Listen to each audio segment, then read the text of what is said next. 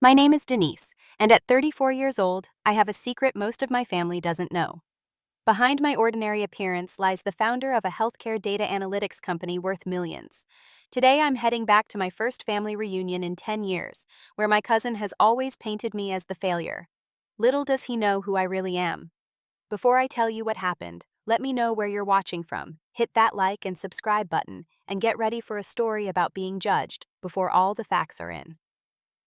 Growing up in Oak Ridge, a small town in the Midwest, meant living in the shadow of expectations. Our family had a long tradition of success, but only in the conventional sense. My relatives proudly displayed their credentials as doctors, lawyers, and successful business owners who had taken over family enterprises. These achievements were celebrated at every gathering, creating an unspoken standard for all of us to follow. As a child, I was considered intelligent, but my interests never aligned with what my family valued. While my cousins excelled at sports, joined social clubs, and followed the traditional paths laid out for them, I found myself drawn to computers and technology. I would spend hours in my room tinkering with hardware, teaching myself programming languages and exploring the early internet when most people still considered it a passing fad. My cousin Jacob and I were only 6 months apart in age, but worlds apart in how our family perceived us. Jacob was the golden child, the one who played football, got good enough grades, and knew how to charm every adult at family gatherings. His father, my Uncle Philip, owned a successful insurance agency in town, and everyone assumed Jacob would follow in his footsteps. In contrast, I was the odd one out. My passion for technology earned me labels like geek and weirdo, particularly from Jacob, who never missed an opportunity to point out how different I was. "There goes Denise always with her head in those computer books," he would say loudly enough for everyone to hear at family dinners. "Do you ever do anything normal people do?" The adults would laugh, not maliciously perhaps, but enough to make it clear that my interests were considered amusing rather than valuable. My parents, though they loved me, never quite understood my fascination with technology either. My father worked as an accountant at the local manufacturing plant, and my mother taught second grade at the elementary school. They were practical people who valued stability and tradition. "Computers are fine as a hobby, Denise," my mother would say, "but you need something reliable to fall back on." Even my academic achievements in math and science were overshadowed by concerns about my social life. When I won the state science fair with a basic algorithm I had created to optimize school bus routes, my parents seemed more worried about the fact that I had spent my weekend at a competition, rather than at the homecoming dance like Jacob and my other cousins. The last family reunion I attended before I left town was particularly painful. It was the summer after high school graduation, and everyone was discussing college plans. Jacob had been accepted to the state university on a partial athletic scholarship and was going to study business administration. When relatives turned to ask about my plans, there was an awkward silence when I explained that I had turned down a traditional college path to accept an internship with a small tech company in California. "But what about a degree?" my Aunt Martha had asked, her face a mask of concern. "You always had such good grades." "The tech industry values skills over degrees," I tried to explain. "And this company is doing innovative work in data analysis that could change healthcare." Jacob had laughed and patted me on the shoulder. "Always the dreamer, Denise. Some things never change." That evening, I overheard my Uncle Philip talking to my father. "Jim, you need to talk some sense into that girl. This computer stuff is just a phase. She needs a real education, a real career path." My father had sighed deeply. "We've tried, Philip, but you know how stubborn she can be." Their words cut deeper than they knew. It wasn't stubbornness driving my decisions, but a genuine passion and vision for what technology could become. I saw the future unfolding in ways they couldn't imagine, but my perspective was dismissed as childish fantasy. 2 weeks later, I packed everything I owned into my used Honda Civic and drove west toward San Francisco. I left behind the weight of disapproval and the constant comparisons to cousins who fit the mold I could never conform to. In the rearview mirror, Oak Ridge grew smaller until it disappeared completely, and with it my regular contact with most of my extended family. For years after that, I limited my communication to occasional phone calls with my parents and brief Christmas cards to the rest of the family. It was easier that way to build my new life without the constant reminder of how I failed to meet their expectations. I told myself I didn't care what they thought, that I was forging my own path, but deep down, their disapproval still stung. Maybe that's why when the invitation to the family reunion arrived 10 years later, I felt both dread and a small secret desire to show them who I had become. The first 6 months in San Francisco were a harsh awakening to reality. I had arrived with big dreams, but quickly discovered that the tech industry wasn't immediately welcoming to a young woman from the Midwest with no formal credentials. My savings dwindled rapidly as I paid an exorbitant rent for a studio apartment that was barely bigger than my childhood bedroom. The space was so small that my bed doubled as my office, with my laptop balanced precariously as I hunted for freelance work and entry-level positions. "We're looking for someone with a computer science degree," was the response I heard most often in interviews. "I have practical experience and I can show you my projects." I would counter, but it rarely made a difference. Without the right piece of paper, doors remained closed. To make ends meet, I took a job waiting tables at a busy restaurant near the financial district. The work was exhausting, but it paid the bills while I continued to apply for tech positions during the day. I would return to my apartment after 8-hour shifts, feet aching and smelling of restaurant grease, only to open my laptop and work on coding projects until the early hours of the morning. Sleep became a luxury I could rarely afford. After 3 months of rejections, I finally caught a break. A small startup called HealthMetric was looking for a junior data analyst to help with their healthcare analytics platform. The pay was modest, barely more than I made waiting tables, but it was a foot in the door.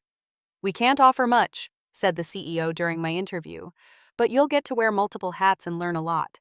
I accepted immediately. The job was demanding, requiring me to quickly learn new programming languages and understand complex healthcare systems. Many nights I would stay long after everyone else had gone home, teaching myself skills I needed through online tutorials and forums. My small apartment filled with notebooks containing handwritten code and diagrams as I tried to absorb everything I could about the industry. The turning point came 6 months into the job when I met Amanda Wright, the new chief technology officer who had been brought in to help scale the company. Unlike many of the other executives who barely noticed the junior staff, Amanda took the time to review everyone's work and provide feedback. "You have a natural intuition for data structures," she told me after reviewing one of my projects. "Have you considered specializing in healthcare data architecture?" Amanda became my first true mentor in the industry. She recognized potential in me that others had overlooked and began assigning me to more challenging projects.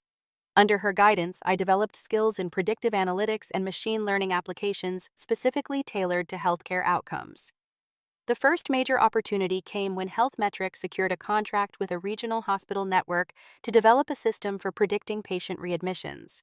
It was a high-stakes project with tight deadlines and significant technical challenges. "I want you to lead the data modeling component," Amanda told me. "Me?" I stammered, certain she must be joking. "But I've only been here 8 months." "And in that time you've shown more aptitude for this kind of analysis than people with years more experience," she replied. "I believe in you, Denise. Don't prove me wrong." The responsibility was terrifying. I spent weeks doubting myself, convinced that I would fail spectacularly and confirm what my family had always believed, that my path was a dead end. The project required creating algorithms that could analyze patient data to identify risk factors for readmission, potentially saving the hospital millions of dollars and improving patient outcomes. The challenge was compounded by the fact that I was often the only woman in technical meetings, facing subtle and sometimes overt skepticism from older male colleagues. Comments like, "Are you sure you understand the statistical model?" or "Maybe we should have someone else double-check your work," were common. Each time I had to swallow my frustration and prove my competence all over again. During this period, my calls home became less frequent. It was difficult to explain my work to my parents, who still asked when I was going to get a real job or go back to college. They meant well, but their questions only reinforced my feelings of being misunderstood. "I am working on predictive models for patient care," I tried to explain during one call. "That sounds complicated," my mother had responded. "Jacob just made partner at his father's agency. Isn't that wonderful?" The comparison to Jacob, though probably unintentional, stung. While he was following the prescribed path to success back home, I was struggling to prove myself in a field my family didn't understand or value. But I was determined to make it work. Gradually, I built a new support network. My coworkers became friends who understood my passion and respected my abilities. We would gather for weekend coding sessions, hackathons, and late-night discussions about the future of technology. They became my chosen family, people who saw my potential rather than my failure to conform to traditional expectations. The hospital project ultimately succeeded beyond expectations. The system we created reduced readmission rates by 17% in the first year, saving millions and improving patient outcomes. Amanda made sure that my contribution was recognized, leading to a promotion and a significant raise that finally allowed me to move to a slightly larger apartment and quit my waitressing job. Just as I was beginning to feel established in my new life, an email arrived from my mother that made my stomach clench with anxiety. "We're having a big family reunion next month," she wrote. "Everyone will be there, including people we haven't seen in years. Your father and I would love if you could make it. We miss you, and the family asks about you all the time." Attached was a formal invitation with all the details. I stared at it for a long time, conflicted about whether to attend. Part of me wanted to show them how far I had come, but another part dreaded facing the judgments and misunderstandings again. I hadn't been back to Oak Ridge in nearly a decade. Did I really want to return now? While I was still deciding whether to attend the family reunion, my career took an unexpected turn. The success of the hospital readmission project had put me on the radar of healthcare technology investors. One evening, after a particularly long day at work, I found myself sketching ideas for a more comprehensive healthcare data analytics platform, one that could integrate various data sources to provide personalized care recommendations. "This could actually work," I muttered to myself, surrounded by notebooks filled with diagrams and code snippets. The idea had been forming in my mind for months, but I hadn't seriously considered pursuing it until that moment. Over the next several weeks, I developed the concept, further working nights and weekends to create a prototype. When it was ready, I nervously showed it to Amanda. "This is brilliant, Denise," she said after reviewing my work. "Have you considered developing this independently?" Her question caught me off guard. "You mean start my own company?" "Exactly. This has potential beyond what we're doing here. I know some investors who might be interested." With Amanda's encouragement and introductions, I took the leap. I resigned from HealthMetric and with a small seed investment launched DataCare Solutions, a startup focused on predictive healthcare analytics. The early days were terrifying. I went from a stable job to being responsible for everything from product development to hiring decisions. Many nights I lay awake wondering if I had made a catastrophic mistake. The breakthrough came when we secured our first major client, a network of urgent care centers looking to optimize staffing based on predicted patient volumes. Our algorithm analyzed historical data, local event calendars, weather patterns, and seasonal illness trends to forecast patient influx with remarkable accuracy. Word spread quickly in the healthcare industry, and more clients followed. 2 years after founding DataCare, I received an acquisition offer from MedTech Global, one of the largest healthcare technology companies in the country. The number was so large that I had to read it 3 times to believe it wasn't a mistake. After negotiations and due diligence, the deal closed at $38 million, with me retained as Chief Innovation Officer of the new division. Despite this life-changing success, I made a conscious decision not to broadcast it. I didn't post about it on social media or give interviews that included my photo. When a major tech magazine wanted to profile me as part of their Innovators Under 40 series, I agreed only if they would not use my photograph. I wasn't hiding exactly, but I wanted to be recognized for my work, not my personal story. The pressure and responsibility of my new position were enormous. Suddenly, I was leading a team of over 50 people and managing relationships with hospital systems nationwide. Our technology was being implemented in facilities that treated thousands of patients daily, which meant that mistakes could have serious consequences. The work was meaningful but stressful, requiring constant innovation to stay ahead in a rapidly evolving field.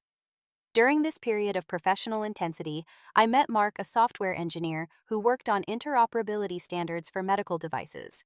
Unlike previous relationships that had fizzled due to my work schedule, Mark understood the demands of the industry. He respected my ambition and supported my dedication without feeling threatened by it. Our relationship developed naturally as we bonded over shared interests and complementary strengths. My personal life stabilized as Mark and I moved in together, finding a spacious apartment in San Francisco with views of the bay. For the first time, I felt I had achieved a balance between professional success and personal fulfillment. We established routines that allowed for both intense work periods and necessary downtime, exploring the California coast on weekends and hosting dinner parties for our circle of tech friends. As my company's profile grew, so did my visibility in the industry. I was invited to speak at major healthcare technology conferences and consulted on national initiatives to improve data security in medical records.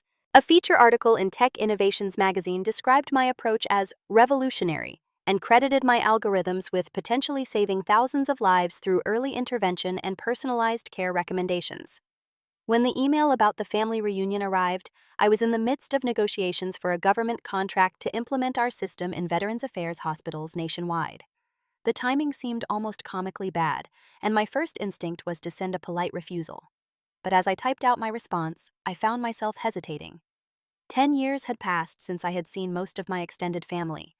In that time, I had transformed from an uncertain young woman with unusual interests into a successful executive whose work was changing the healthcare industry. Part of me wanted to return to show them who I had become. Another part feared that no amount of success would change how they saw me, that I would always be the odd one out, the one who didn't fit their definition of achievement.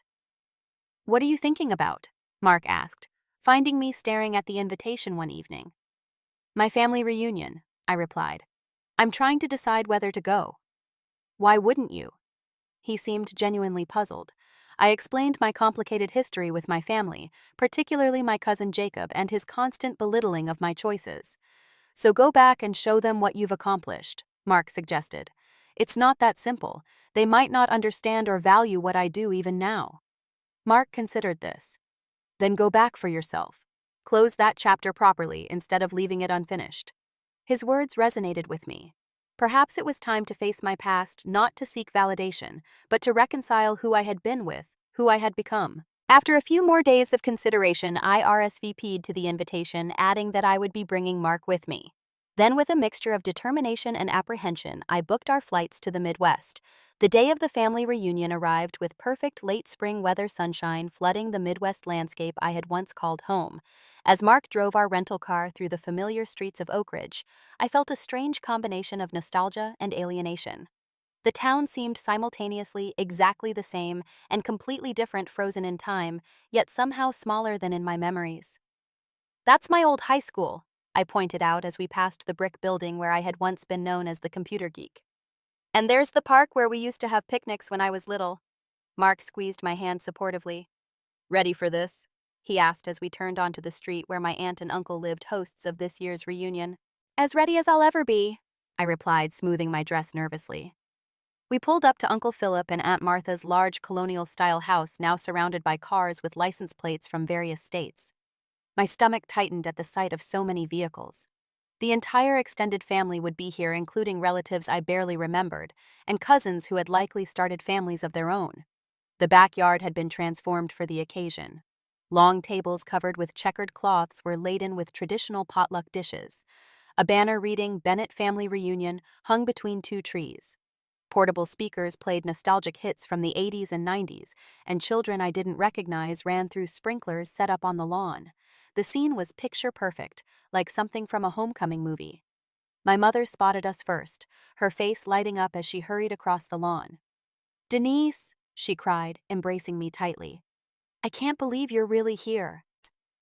She had aged in the decade since I'd seen her last, her hair now completely gray and new lines framing her eyes, but her smile was exactly as I remembered.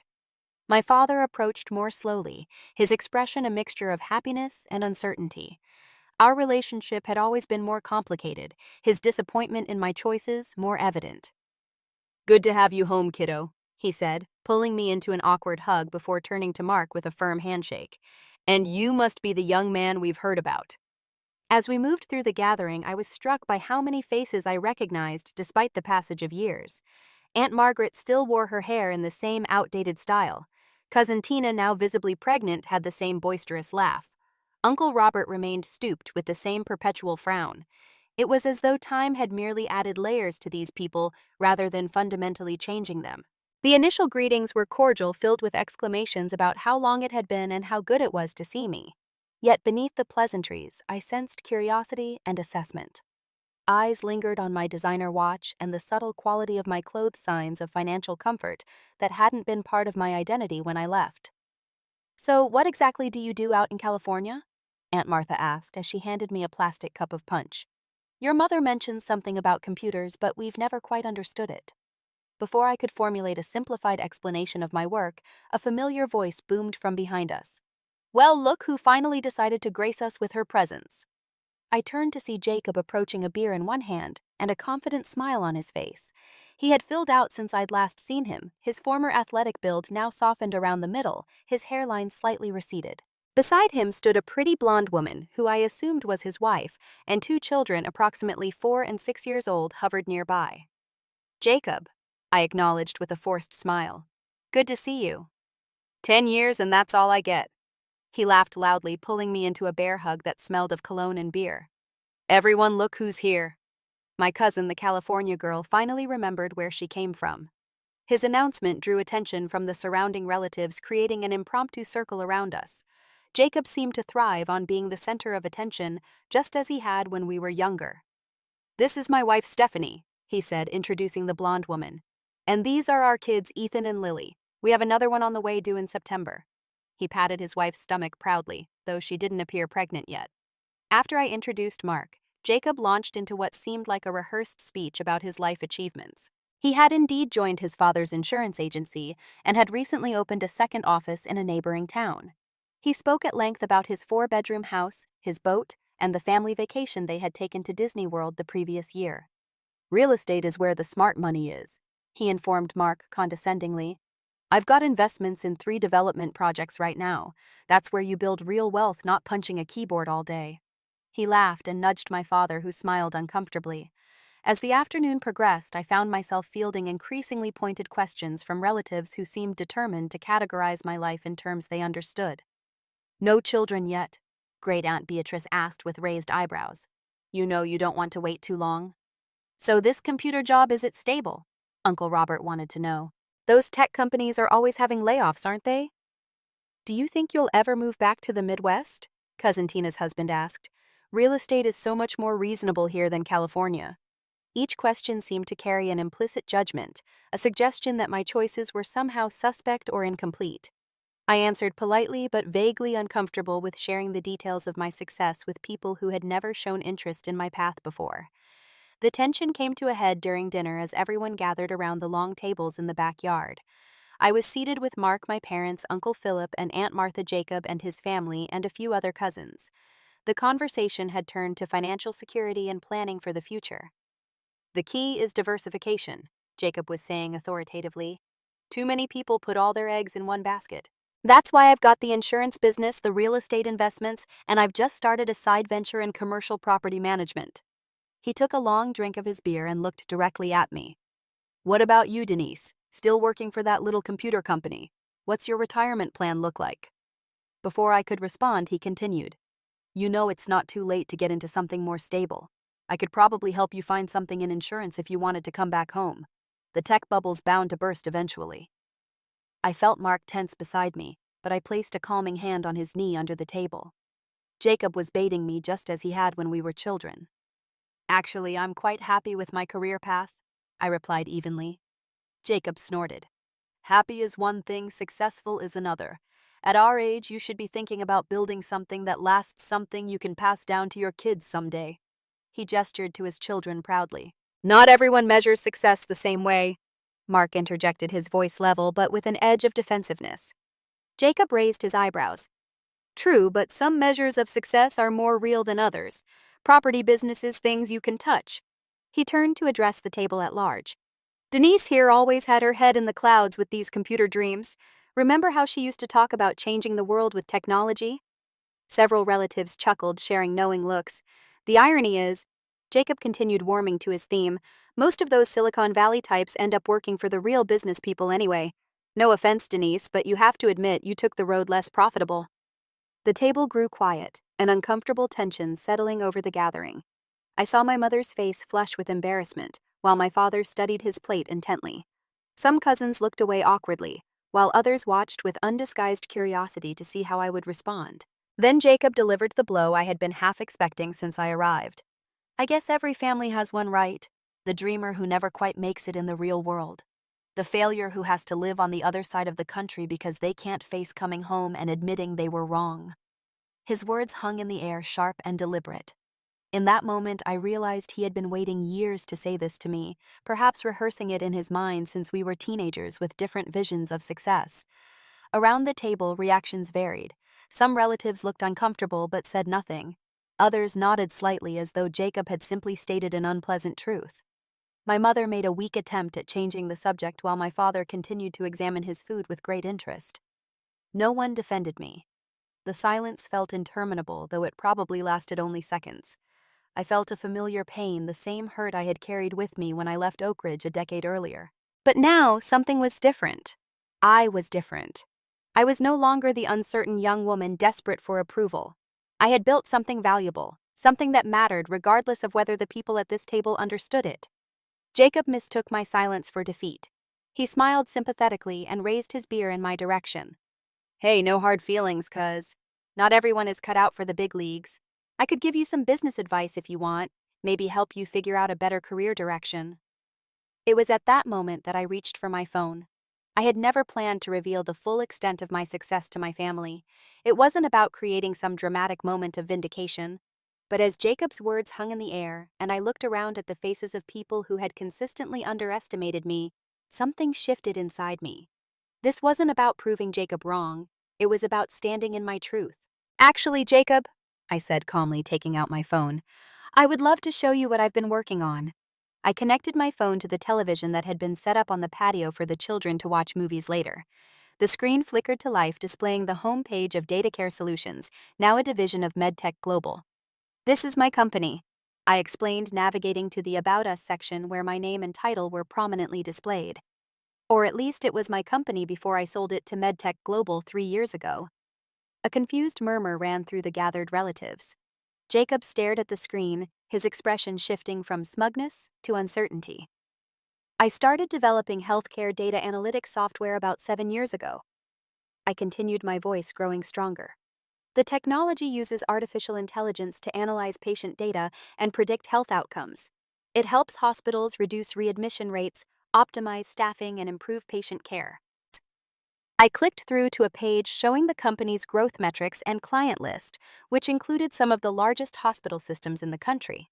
Currently, our software is used in over 200 healthcare facilities across the United States.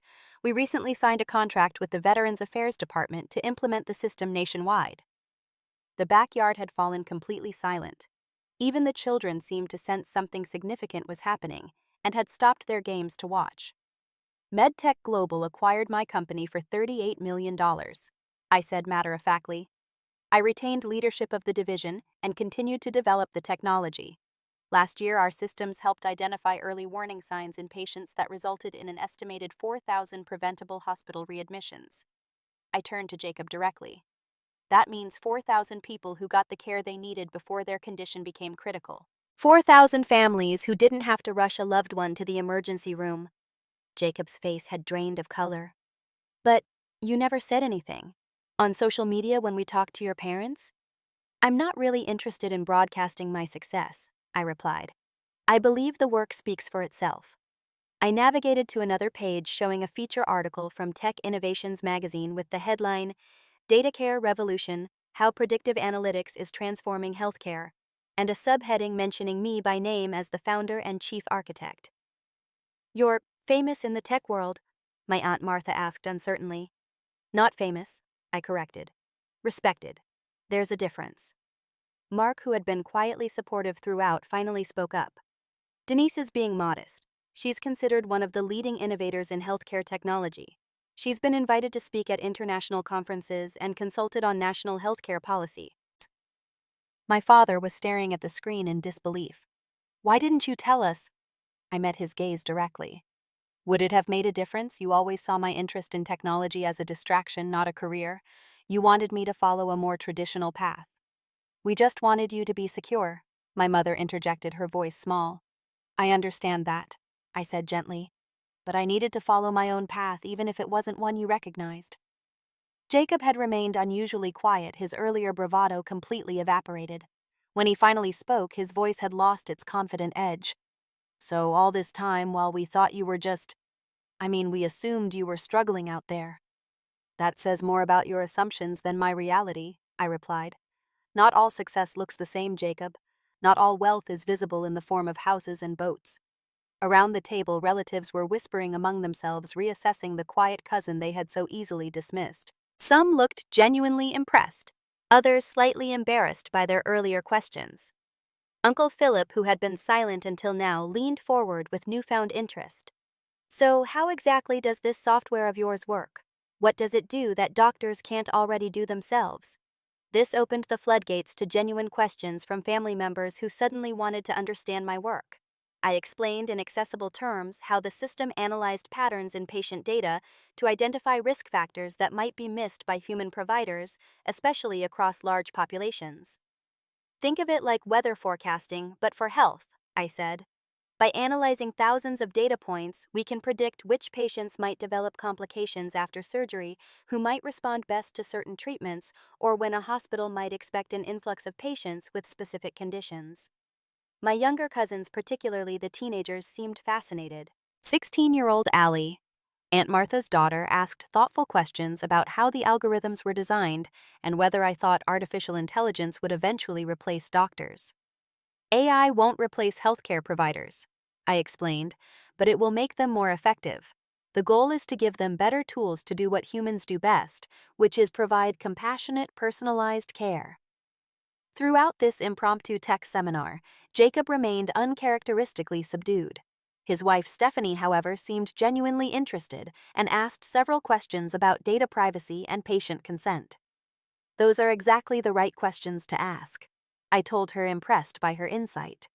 Ethical data use is at the core of everything we do. As the conversation continued, I noticed a shift in how my relatives were interacting with me. The condescension had disappeared, replaced by attentiveness and respect. Even those who didn't fully understand the technology seemed to grasp its importance. Mark caught my eye across the table and gave me a subtle nod of encouragement. This wasn't about humiliating Jacob or proving my worth to family members who had dismissed me. It was about finally being seen for who I truly was, not who they had assumed I must be. The most surprising reaction came from Jacob's son Ethan, who had been quietly listening from the edge of the group. "Aunt Denise," he asked, using a title I hadn't expected, "did you make video games too? I really like coding games." His innocent question broke the tension, and I found myself smiling genuinely. "I haven't made any games professionally, but coding is coding. The principles are similar. Maybe tomorrow I could show you some basic programming if your parents don't mind." As the evening progressed and the initial shock of my revelation wore off, the family gathering returned to its normal rhythms, but with a noticeably different dynamic. I was no longer the outsider, the failure who had taken a strange path. I had become someone whose opinion was sought, whose experience was valued. Jacob eventually approached me as I was helping to clear plates from the tables. His earlier bravado was gone, replaced by an awkward hesitancy I had never seen in him before. "Can we talk?" he asked quietly. "Maybe take a walk around the block like we used to when we were kids." I glanced at Mark, who nodded that he would be fine mingling with the family in my absence. Then I turned back to Jacob and nodded. "Sure, just like old times." Jacob and I walked in silence down the familiar suburban street past manicured lawns and houses that looked much the same as they had when we were children. The evening air was cool, carrying the scent of freshly cut grass and barbecue smoke. It felt strange to be walking beside the cousin who had just publicly called me a failure, now struggling to find words. "I owe you an apology," he finally said, stopping beneath a streetlight. "What I said back there was out of line. Way out of line." I studied his face, noticing for the first time the fine lines around his eyes, the slight sag in his shoulders that hadn't been there in his youth. Jacob had always seemed larger than life to me, the golden boy who could do no wrong. Now he just looked like a middle-aged man grappling with his own insecurities. "Why did you say it?" I asked, genuinely curious. "After all these years, why still the need to put me down?" Jacob ran a hand through his thinning hair, a gesture of discomfort I remembered from our childhood. "Honestly, because it was easier than admitting I might have been wrong." He let out a heavy sigh. "You were always the smart one, Denise. Everyone knew it even when we were kids. I was good at sports and making people laugh, but you had something special." His admission surprised me. "That's not how it felt. You were the one everyone admired." "They admired what they understood," he replied. "Football trophies, business connections, the usual stuff. But your intelligence, the way you could see things others couldn't, that scared people. Including me." He kicked at a pebble on the sidewalk. "Especially me." We resumed walking, the rhythm of our steps filling the spaces between words. "When you left for California, part of me was jealous," Jacob continued. "You had the courage to chase something completely unknown. I just followed the path that was laid out for me. Dad's business, the house in the right neighborhood, the whole package." "Are you unhappy with your life?" I asked, surprised by this glimpse of vulnerability. No, not unhappy exactly. I love my kids. Stephanie's great. The business does well enough. He paused, searching for the right words. But sometimes I wonder what else might have been possible. You know, if I had taken some risks, tried something completely different. We turned the corner, heading back toward the house where lights glowed warmly against the darkening sky. The thing is, Jacob said, seeing you succeed in such a big way forces me to question the story I've been telling myself. That you were impractical, that your choices were risky, that the traditional path is the only secure one. You proved all of that wrong, and I guess that's hard to accept. I considered his words carefully. Our paths don't have to be in opposition, Jacob. Different choices can both be valid. He nodded slowly. I know that rationally, but I've spent a decade thinking of you as the cautionary tale I told myself whenever I had doubts about my own choices. At least I didn't run off to California with some tech dream like Denise. And now I find out you're some kind of healthcare technology pioneer worth millions. He gave a rueful laugh. It's a lot to process. We had reached the driveway of his parents' house, but neither of us moved to go inside yet.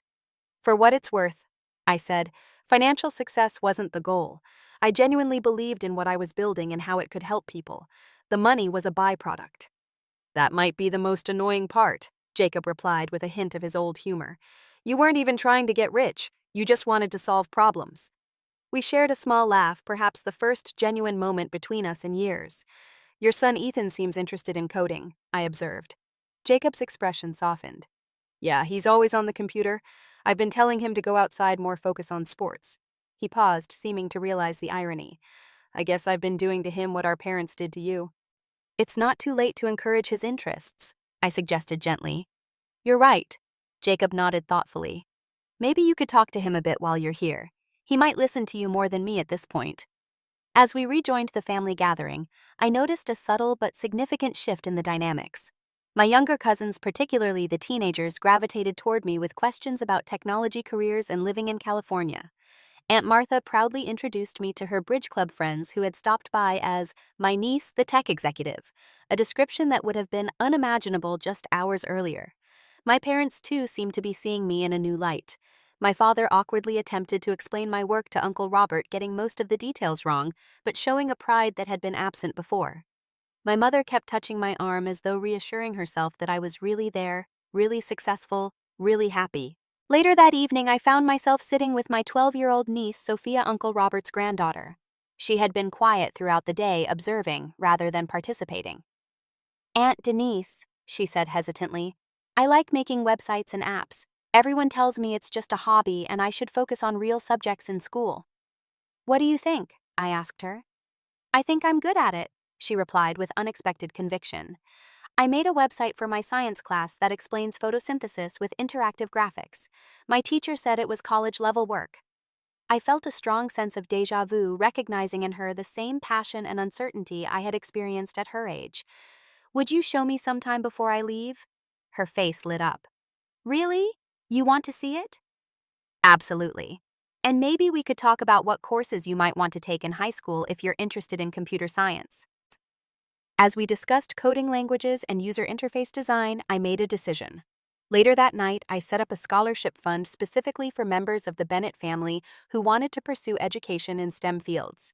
It wouldn't solve all the biases and misunderstandings, but it might make the path a little easier for the next generation. Before going to bed, I had a long overdue conversation with my parents in the quiet of their kitchen. My mother made hot chocolate just as she had when I was a child coming home with problems from school. We should have supported you more, my father said abruptly, staring into his mug. When you wanted to go to California, when you talked about technology, we should have listened. We were scared for you, my mother added softly. We didn't understand what you were trying to do, and we were afraid you would struggle and be hurt. I did struggle, I told them honestly. Those first few years were really hard, but that's part of finding your way. We're proud of you, my father said, the words sounding rusty from disuse. Not because of the money or the success, but because you had the courage to follow your convictions. I wish... He trailed off, looking older than his years. What, Dad? I wish I had had some of that courage myself. There were things I wanted to do, paths I didn't take because they seemed too risky. It was perhaps the most personal thing my father had ever shared with me, a glimpse into regrets I hadn't known he carried. In that moment, I understood something fundamental about family dynamics, about how parents sometimes project their own fears and regrets onto their children. "It's never too late to try something new," I told him, reaching for his hand across the table. He squeezed my fingers briefly, then cleared his throat. "Well, it's getting late. You two should get some rest." As I headed upstairs to the guest room where Mark was already sleeping, I felt a complex mixture of emotions. There was vindication, yes, but also sadness for the years of connection that had been lost, and hope for what might still be rebuilt. The family's perception of me had changed dramatically in a single evening, but the more significant shift had happened within me. I no longer needed their approval to validate my choices. I had found my own measure of success defined on my own terms. Returning to San Francisco after the family reunion felt like stepping back into my real life after a vivid dream. The familiar skyline welcomed us as our plane descended, the city's innovative energy palpable even from the air. Mark and I settled back into our routines, but I found myself thinking about my family more than I had in years. "You're quiet tonight," Mark observed a week after our return as we sat on our balcony watching the sunset paint the bay in shades of gold and pink. "Still processing the reunion?" I nodded, swirling the wine in my glass thoughtfully. "It's strange to have them suddenly see me differently after all these years. Part of me wonders if it's only because of the money and success." "Does it matter?" Mark asked. "You've opened a door. What matters is what happens now." He was right, as he often was about emotional matters. The revelation of my success had created an opening, but what would flow through that opening was up to all of us. I decided to be intentional about rebuilding connections, but in a way that felt authentic and healthy. I started with my parents, establishing regular video calls every Sunday evening. Initially awkward, these conversations gradually developed a comfortable rhythm. My mother began asking genuine questions about my work, making an effort to understand concepts that had previously seemed foreign to her. My father, more reserved by nature, showed his interest in different ways, sending me articles about healthcare technology he found in the local newspaper, each one carefully clipped and mailed with brief notes in his precise handwriting. "I saw this piece about artificial intelligence in medicine, and thought of you." One note read, "Is this similar to what your systems do?" The articles were often simplistic or sometimes missed the mark entirely, but I treasured his attempts to bridge the gap between our worlds. During one video call, I gave my parents a virtual tour of our office, introducing them to team members and explaining various projects in terms they could understand. "So this dashboard here shows hospital administrators which departments might expect increased patient volumes based on historical data and current trends," I explained. "Like knowing when to staff up for flu season?" my mother asked, making the connection. "Exactly, but much more specific and adaptive." "Good analogy, Mom." Her smile at the compliment warmed me. Small moments like these began healing decades of misunderstanding. 3 weeks after the reunion, I received an unexpected email from Jacob. The subject line read, "Apology and question," and I opened it with curiosity. "Denise," he wrote, "I've been doing a lot of thinking since the reunion. I owe you a more formal apology for how I've treated you over the years. The things I said at the dinner table were inexcusable, the culmination of a lifetime of putting you down to make myself feel better. I'm working on being a better person, a better father, and hopefully a better cousin." Which brings me to my question. Ethan hasn't stopped talking about coding since you showed him those basic programming exercises. His school doesn't offer much in the way of computer science, especially for his age group. Do you have any recommendations for online courses or resources that would be appropriate for a 9-year-old? I want to encourage this interest, rather than steering him away from it, as I might have done before. His email touched me deeply, not just for its humility, but for the evidence that he was actively trying to break the cycle with his own children.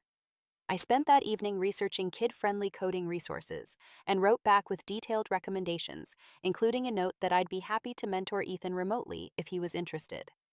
This exchange opened a new channel of communication between us. Jacob began sending occasional updates on Ethan's progress, and I shared articles and learning tools that might help him. Our conversations, strictly focused on Ethan at first, gradually expanded to include other topics. We weren't close friends, but we had developed a mutual respect that would have seemed impossible before the reunion. Other family members reached out as well. Sophia, my tech-interested niece, emailed me her website portfolio, which showed remarkable creativity and intuition for someone her age. We began a mentoring relationship with weekly video calls where I reviewed her projects and suggested resources for learning more advanced skills. Several cousins connected with me on professional networking sites, some seeking career advice, others simply wanting to reestablish contact. I accepted each connection, responding with the same openness I would show to any colleague. The most significant development came when I was contacted by my high school alma mater. Word of my success had spread through the small-town grapevine, and the principal reached out to ask if I would consider speaking to the students about careers in technology. "We're trying to expand our STEM offerings," she explained, "and having an alumnus of your caliber speak would be incredibly inspiring, especially for our female students." I agreed immediately and scheduled the talk for my next visit to see my parents. This evolved into a broader initiative when I proposed establishing a summer coding camp for middle and high school students from Oak Ridge and surrounding communities. Using some of my personal funds and leveraging connections with tech companies for additional sponsorship, I created a program that would bring technology education to an area that had limited resources for such subjects. "You're really investing in your hometown," Mark observed as I finalized the details for the first summer session. "I guess I am," I replied, somewhat surprised by my own actions.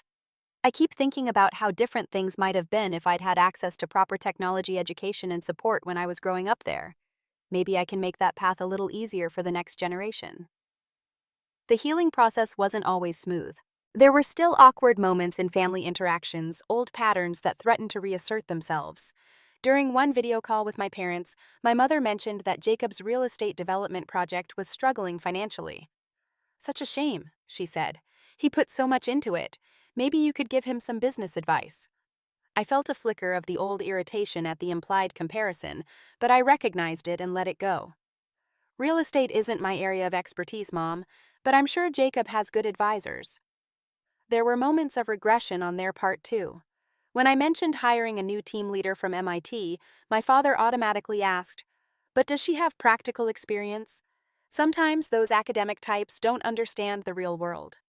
It would have been easy to snap back defensively, but instead, I calmly explained our rigorous hiring process and the candidate's extensive qualifications. These small moments of friction were part of the process, reminders that relationship patterns built over decades take time to truly change. 6 months after the reunion, Mark and I decided to get engaged. As we discussed our wedding plans, I surprised myself by suggesting we hold the ceremony in Oak Ridge. "Are you sure?" Mark asked. "We could have it anywhere, and most of our friends are here in California." "I'm sure," I replied. "It feels right somehow, like closing a circle."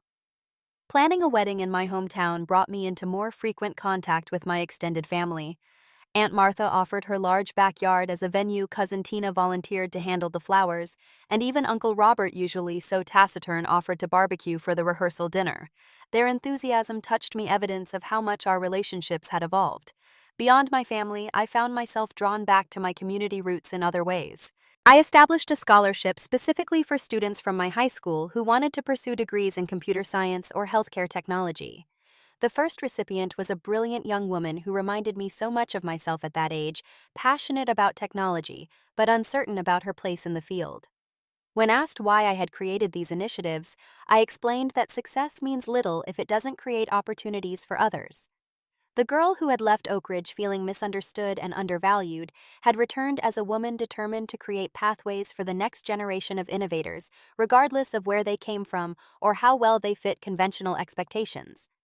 As I look back on the journey from that painful family reunion to where I am now, I realize that the moment when Jacob called me a failure was actually a pivotal point in my life. Not because I needed to prove him wrong, but because it forced me to confront the lingering pain of feeling misunderstood by the people who should have known me best.